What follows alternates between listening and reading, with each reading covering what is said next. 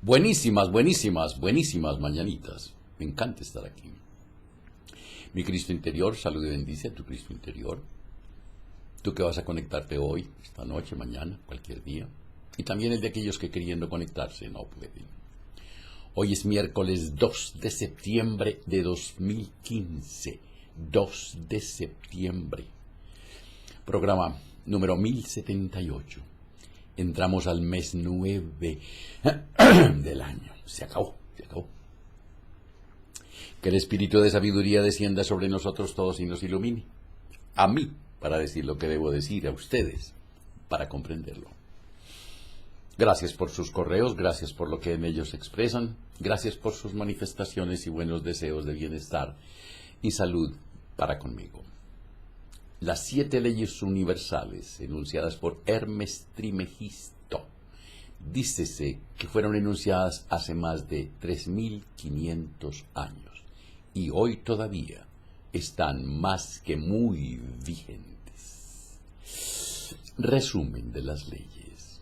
Las leyes que expondremos a continuación son reconocidas por la mayoría de las escuelas esotéricas del mundo, formando este legado parte del matrimonio de nuestros hermanos mayores, los maestros de sabiduría, que sabiamente habían guardado excepto para aquellos que con seguridad pudieran hacer buen uso de ellas.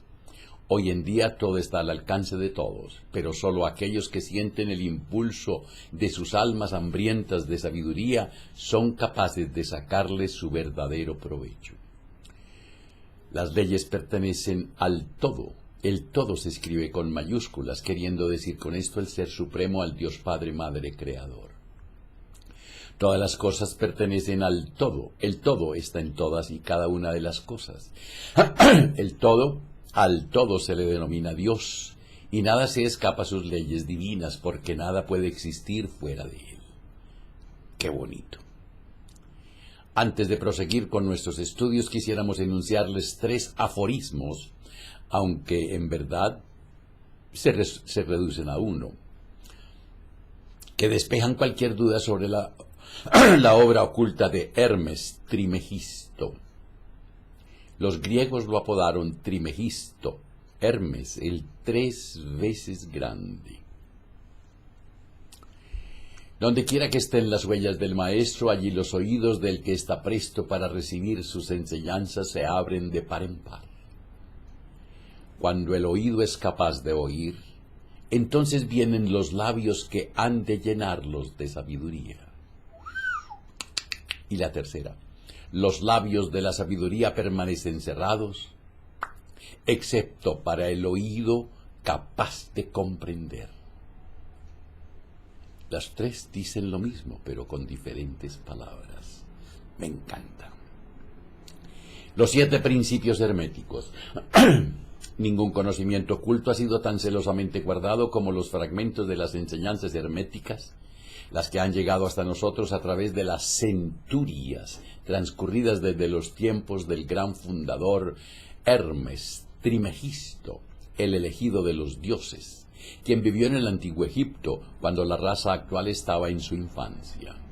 Contemporáneo de Abraham. Y si la leyenda no miente, instructor de aquel venerado sabio, Hermes es el gran sol central del Hermes fue y es el gran sol central del ocultismo, cuyos rayos han iluminado todos los conocimientos que han sido impartidos desde entonces. Todas las bases fundamentales de las enseñanzas esotéricas que en cualquier tiempo han sido impartidas a la raza son originarias, en esencia, de las formuladas por Hermes. Aún las más antiguas doctrinas de la India han tenido su fuente en las enseñanzas herméticas. Los principios de la verdad son 7. El que comprende esto perfectamente posee la clave mágica ante la cual todas las puertas del templo se abrirán de par en par. El Kybalión. Los 7 principios sobre los que se basa toda la filosofía hermética son el principio del mentalismo, el principio de correspondencia, el principio de vibración, el principio de polaridad, el principio de ritmo, el principio de causa y efecto, el principio de generación. Vamos ahora uno por uno. El principio del mentalismo se enuncia así. El todo es mente, el universo es mental. Este principio encierra la verdad de que todo es mente. Explica que todo el mundo, que es la realidad substancial que se oculta detrás de todas las manifestaciones y apariencias que conocemos bajo los nombres de universo material, fenómenos de la vida, materia, energía y, en una palabra, todo cuanto es sensible a nuestros sentidos materiales, es espíritu, quien en sí mismo es incognoscible e indefinible. Incognoscible, no se le puede conocer, no se le puede pintar, no se le puede esculpir, no se le puede... e indefinible, como es, pero que puede ser considerado como una mente infinita, universal y viviente. Explica también que todo el mundo fenomenal o universo es una creación mental del todo en cuya mente vivimos, nos movemos y tenemos nuestro ser. Este principio, al establecer la naturaleza mental del universo, explica fácilmente los varios fenómenos mentales y psíquicos que tanto han preocupado la atención del público y que sin tal explicación no son comprensibles y desafían toda hipótesis científica. La comprensión de este principio hermético de mentalismo habilita al individuo para hacer y conocer la ley que rige el universo mental, aplicándola a su bienestar y a su desarrollo. El estudiante de la filosofía hermética puede emplear conscientemente las grandes leyes mentales en vez de usarlas por casualidad o ser usado por ellas. Con la clave maestra en su poder, el discípulo puede abrir las puertas del templo del conocimiento mental y psíquico y entrar en el mismo libre e inteligentemente. Este principio explica la verdadera naturaleza de la energía, de la fuerza y de la materia, y el cómo y el por qué todas estas están subordinadas al dominio de la mente. Uno de los antiguos maestros escribió hace mucho tiempo: el que comprenda la verdad de que el universo es mental está muy avanzado en el sendero del discipulado.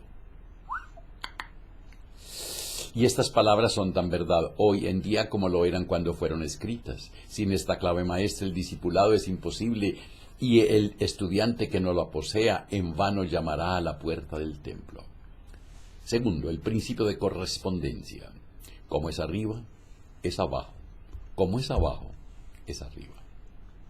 Este principio encierra la verdad de que hay siempre una cierta correspondencia entre las leyes y los fenómenos de los varios estados del ser y de la vida, y el antiquísimo axioma hermético se refiere precisamente a esto y afirma: como arriba es abajo, como abajo es arriba.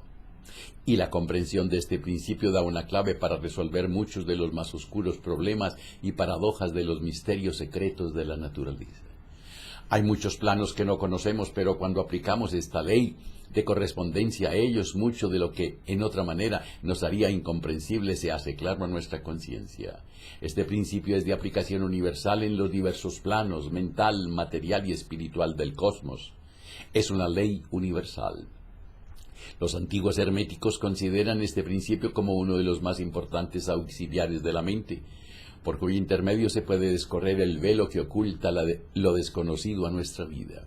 Su aplicación puede desgarrar un tanto el velo de Isis, de tal manera que nos permita ver, aunque solo sea, algunos de los rasgos de la diosa egipcia.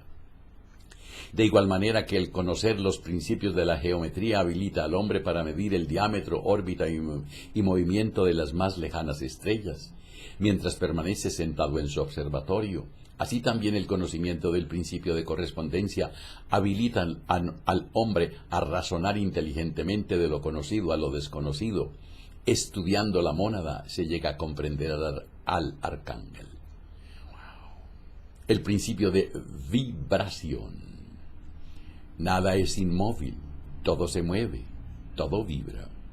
Este principio encierra la verdad de que todo está en movimiento, de que nada permanece inmóvil, cosas ambas que confirman por su parte la ciencia moderna, y cada nuevo descubrimiento lo verifica y comprueba. Y a pesar de todo, este principio hermético fue enunciado ya hace cientos de años por los maestros del antiguo Egipto. Este principio explica las diferencias entre las diversas manifestaciones de la materia, de la fuerza, de la mente y aún del mismo espíritu, las que no son sino el resultado de los varios estados vibratorios. Desde el todo, que es puro espíritu, hasta la más putrefacta forma de materia, todo está en vibración. Cuanto más alta es esta, tanto más elevada es su posición en la escala. Aquí tengo una tilde que no tiene por qué. La vibración del espíritu es de una intensidad infinita, tanto que prácticamente puede considerarse como si estuviera en reposo, de igual manera que una rueda que gira rapidísimamente parece que está sin movimiento. Y en el otro extremo de la escala hay formas de materia densísima, cuya vibración es tan débil que parece estar siempre en reposo. Entre ambos polos hay millones de grados de intensidad vibratoria. Desde el corpúsculo y el electrón, desde el átomo y la molécula hasta el astro y los universos, todo está en perenne movimiento. Y esto es igualmente cierto en lo que respecta a los estados o planos de la energía o fuerza, la que no es más que un determinado estado vibratorio, y a los planos mentales y espirituales. Una perfecta comprensión de este principio habilita al estudiante a controlar sus propias vibraciones mentales, así como las de los demás. Los maestros también emplean este principio para conquistar los fenómenos naturales. El que comprende el principio vibratorio ha alcanzado el cetro del poder. Principio de polaridad. Todo es doble, todo tiene dos polos, todo su par de opuestos. Los semejantes y los antagónicos son lo mismo. Los opuestos son idénticos en naturaleza, pero diferentes en grado. Los extremos se tocan, todas las verdades son semiverdades, todas las paradojas pueden reconciliarse. Este principio encierra la verdad de que todo es dual, todo tiene dos polos, todo su par de opuestos, afirmaciones que son otro tanto axiomas herméticos. Explica y dilucida las antiguas paradojas que han dejado perplejos a tantísimos investigadores y que literalmente decían: la tesis y la antítesis son idénticas en naturaleza, difiriendo solo en grado. Los opuestos son idénticos en realidad, diferenciándose en su graduación. Los pares de opuestos pueden conciliarse, los extremos se tocan. Todo es y no es al mismo tiempo. Toda verdad no es sino media verdad. Toda verdad es medio falsa. Este principio explica que en cada cosa hay dos polos, dos aspectos, y que los opuestos no son, en realidad, sino los dos extremos de la misma cosa, consistiendo la diferencia simplemente en diversos grados entre ambos. El calor y el frío, aunque opuestos, son realmente la misma cosa, consistiendo la diferencia simplemente en diversos grados de aquella. Mirad un termómetro y tratad de averiguar dónde empieza el calor y dónde termina el frío. No hay nada que sea calor absoluto en realidad, indicando simplemente ambos términos, frío y calor, diversos grados de la misma cosa, y que ésta se manifiesta en esos opuestos no es más que los polos de eso que se llama calor, o sea, la manifestación del principio de polaridad que nos ocupa. Todo es doble. Todo tiene su par de opuestos. El mismo principio se manifiesta en la luz y la oscuridad, las que, en resumen, no son sino la misma cosa, siendo ocasionada la diferencia por la diversidad de grado entre los dos polos del fenómeno, donde termina la oscuridad y donde empieza la luz. ¿Cuál es la diferencia entre grande y pequeño? ¿Cuál entre duro y blando? ¿Cuál entre blanco y negro? ¿Cuál entre alto y bajo? ¿Cuál entre positivo y negativo? El principio de polaridad explica esta paradoja. El mismo principio opera de idéntica manera en el plano mental.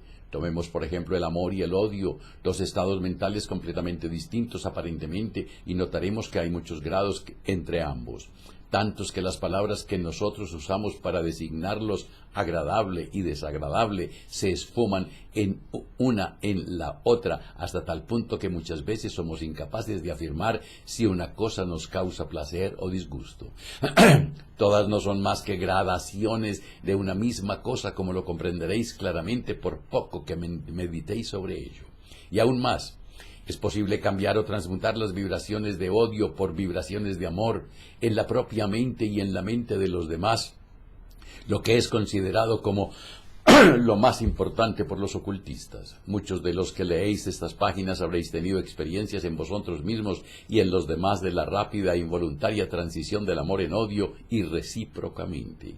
Y ahora comprenderéis la posibilidad de efectuar esto por medio del poder de la voluntad, de acuerdo con las fórmulas herméticas.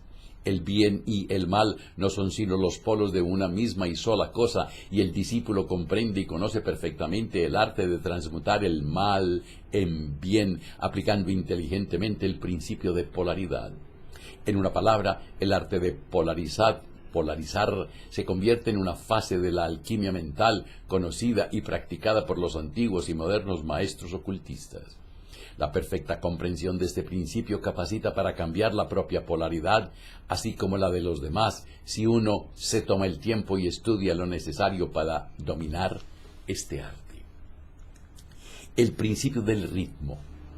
Todo fluye y refluye, todo tiene sus dos períodos de avance y retroceso, todo asciende y desciende, todo se mueve como un péndulo. La medida de su movimiento a la derecha es la misma que la de su movimiento hacia la izquierda. El ritmo es la compensación. Este principio encierra la verdad de que todo se manifiesta en un determinado movimiento de ida y vuelta, un flujo y reflujo, una oscilación de péndulo entre los dos polos que existen de acuerdo con el principio de polaridad. Hay siempre una acción y una reacción, un avance y un retroceso, una ascensión y un descenso. Y esta ley rige para todos, soles, mundos, animales, mente, energía, materia. Esta ley lo mismo se manifiesta en la creación como en la destrucción de los mundos, en el progreso como en la decadencia de las naciones, en la vida, en las cosas todas y finalmente en los estados mentales del hombre, y es con referencia a esto último que creen los hermetistas que este principio es el más importante. Los hermetistas han descubierto este principio encontrándolo de aplicación universal y han descubierto asimismo ciertos métodos para escapar a sus efectos mediante el empleo de fórmulas y métodos apropiados. Emplean para ello la ley natural de neutralización. No pueden anular el principio o impedir que opere, pero han aprendido a eludir sus efectos hasta un cierto grado que depende del dominio que se tenga de dicho principio. Saben cómo usarlo en vez de ser usados por él. En este y en otros métodos consiste la ciencia esotérica. El maestro se polariza a sí mismo en el punto donde desea quedarse y entonces neutraliza la oscilación rítmica pendular que tendería a arrastrarlo hacia el otro polo. Todos los que han adquirido cierto grado de dominio sobre sí mismos ejecutan esto hasta cierto punto, consciente o inconscientemente, pero el maestro lo efectúa conscientemente, y por el solo poder de su voluntad alcanza un grado tal de estabilidad y firmeza mental casi imposible de concebir por esa inmensa muchedumbre que va y viene en un continuado movimiento ondulatorio impulsada por este principio de ritmo. Así como el de la polaridad, ha sido cuidadosamente estudiado por los ocultistas y los métodos de contrabalancearlos, neutralizarlos y emplearlos forman una de las partes más importantes de la alquimia mental hermética. Principio de causa y efecto. Toda causa tiene su efecto, todo efecto tiene su causa. Todo sucede de acuerdo con esta ley. La suerte no es más que un nombre que se le da a una ley no conocida. Hay muchos planos de casualidad, pero nada escapa a esta ley. Este principio encierra la verdad de que todo efecto tiene su causa y toda causa su efecto. Afirma que nada ocurre casualmente y que todo sucede conforme a la ley. La suerte es una palabra vana y si bien existen muchos planos de causas y efectos dominando las superiores a los inferiores, aún así ninguno escapa totalmente a la ley. Los ocultistas conocen los medios y los métodos por los cuales se puede ascender más allá del plano ordinario de causas y efectos. Hasta cierto grado y alcanzando mentalmente el plano superior se convierten en causas en vez de efectos. Las gentes se dejan llevar arrastradas por el medio ambiente que las envuelve o por los deseos y voluntades de los demás, si estos son superiores a las de ellas. La herencia, aquí hay otra de esas palabritas que la Real Academia ha cambiado. La herencia Las sugestiones y otras múltiples causas externas las empujan como autómatas en el gran escenario de la vida. Pero los maestros, habiendo alcanzado el plano superior, dominan sus modalidades, sus caracteres, sus cualidades y poderes, así como el medio ambiente que las rodea, convirtiéndose de esta manera en dirigentes en vez de ser dirigidos. Ayudan a divertirse en el juego de la vida en vez de ser ellos los jugadores o los autómatas movidos por ajenas voluntades. Utilizan el principio en vez de ser utilizados como instrumentos. Los maestros obedecen a la causación de los planos superiores en la que se encuentran, pero prestan su colaboración para regular y regir su propio plano. Principio de generación. La generación existe por doquier. Todo tiene sus principios masculino y femenino. La generación se manifiesta en todos los planos. Este principio encierra la verdad de que la generación se manifiesta en todo, estando siempre en acción los principios masculino y femenino. Esto es verdad no solamente en el plano físico, sino también en el plano mental y en el espiritual. En el mundo físico este principio se manifiesta como sexo, y en los planos superiores toma formas más elevadas, pero el principio que subsiste siempre es el mismo. Ninguna creación física, mental o espiritual es posible sin este principio.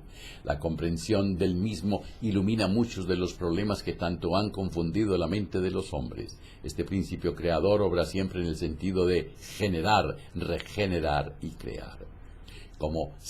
Cada ser contiene en sí mismo los dos elementos de este principio. Si deseáis conocer la filosofía de la creación, generación y regeneración mental y espiritual, debéis estudiar este principio hermético, pues él contiene la solución de muchos de los misterios de la vida.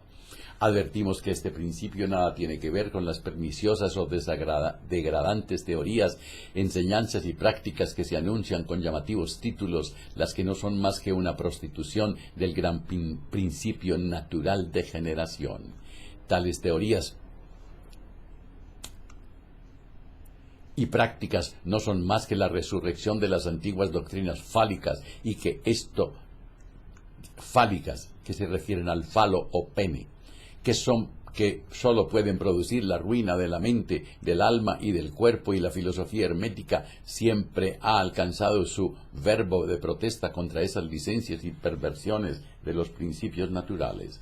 Si lo que deseáis son tales enseñanzas, debéis irlas a buscar a otra parte. Transmutación mental. Oigan esto, hace 2 programas estoy hablando o mencionando la palabra transmutación.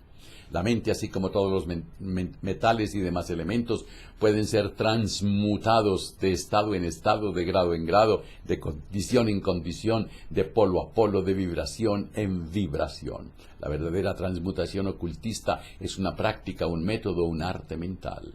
El primero de los 7 principios herméticos es el de materialismo, que afirma que el todo es mente, que el universo es mental, lo que significa que la única realidad que se oculta tras todo cuanto existe es mente, y el universo en sí mismo es una creación mental. Todo existe en la mente del todo. Si el universo es de naturaleza mental, entonces la transmutación mental debe ser el arte de cambiar o transformar las condiciones del universo. Trátese de la materia, de la energía o de la mente. Así que esta transmutación no es otra cosa que la magia de la que tanto han hablado los escritores antiguos en sus obras místicas, pero acerca de la cual daban tan pocas instrucciones prácticas. Si todo es mental, entonces la posesión del medio que permita transmutar las condiciones mentales debe hacer del maestro dirigente y controlador de las condiciones materiales, así como de las operaciones llamadas mentales.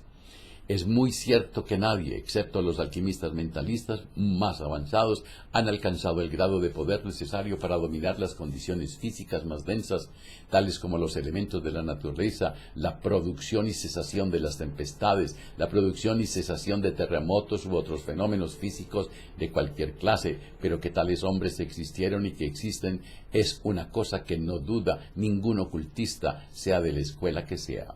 Los mejores instructores aseguran a sus estudiantes que los maestros existen, habiendo aquellos tenido algunas experiencias personales que justifican su creencia. Estos maestros no hacen exhibición pública de sus poderes, sino que por lo contrario permanecen solitarios para poder así actuar y trabajar mejor en el sendero de la realización y del servicio. Tengamos presente que el ocultista siempre en toda circunstancia tiene en cuenta dos axiomas de primerísimo orden, sin los cuales nada verdaderamente importa podría hacerse. Estos son: todo es energía y la energía sigue al pensamiento. Esta es la clave maestra que jamás debemos olvidar, la cual tiene que ver con el principio de mentalismo, como es evidente. El que practica la transmutación mental trabaja en este plano. No solamente los estados mentales de uno mismo pueden ser transmutados según los métodos ocultistas, sino que también pueden hacerse esto con la mentalidad de los demás, y efectivamente todos sufrimos transformaciones mentales de cualquier índole, inconscientemente por lo general, pero a veces conscientemente cuando comprendemos algo acerca de las leyes y los principios que los rigen, y sobre todo cuando los demás ignoran los medios de protección y de sí mismos. El hombre se convierte en lo que piensa. Si estamos tristes o deprimidos, cambiemos nuestro pensamiento a lo opuesto, con intención, con énfasis, y estaremos nuevamente animados. Si tenemos miedo, pensemos en nuestra inmortalidad como almas y en Dios que está en nuestro interior vivo y poderoso. Queremos que nuestras glándulas salivares desprendan agua, pues pensad en un limón. No es sino concentrarse en el pensamiento de un limón e inmediatamente hay salivación. ¿Queréis ser maestros de sabiduría? Dejad que la mente de vuestro espíritu os guíe. Aprendamos el arte de la transmutación mental y volveremos a ser lo que en un principio fuimos, los reyes de la creación, ante todo lo que ello verdaderamente conlleva. Pidan las memorias, yo se las mando a un clic. Escuchen este correo.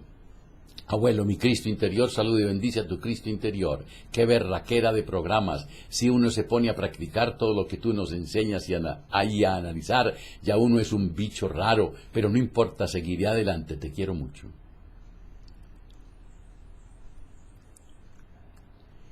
Este otro.